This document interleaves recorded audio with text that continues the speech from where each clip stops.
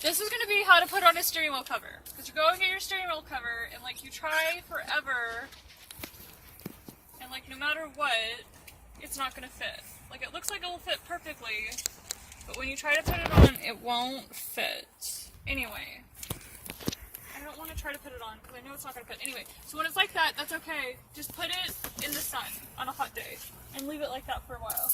And then come back to it. Okay, so now it's been, how long's it been in here? Maybe 2 hours? Maybe 2 hours. 2 hours-ish? Is it hot? No. Probably should have done it on a more of a hotter day. Let's see.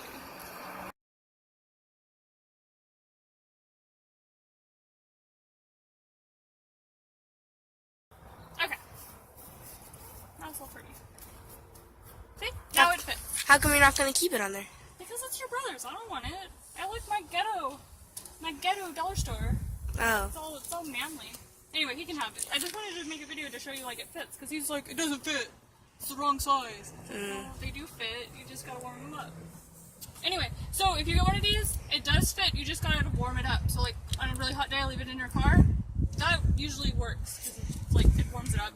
But if it's cold and you want to put it on your car, if you put it in the oven for a little bit, like cook it so it gets all warm.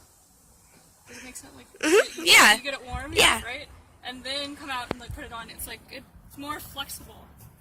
But see, now it's but see, it fits, right? Yeah. Your little... My monsters are gonna come out.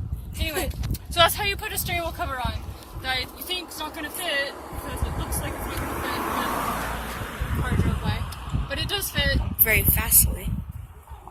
You do. Anyway, so yeah, so they do fit. You just gotta warm them up. Anyway, thanks for watching. Subscribe. Hope yours fits now. Okay, bye.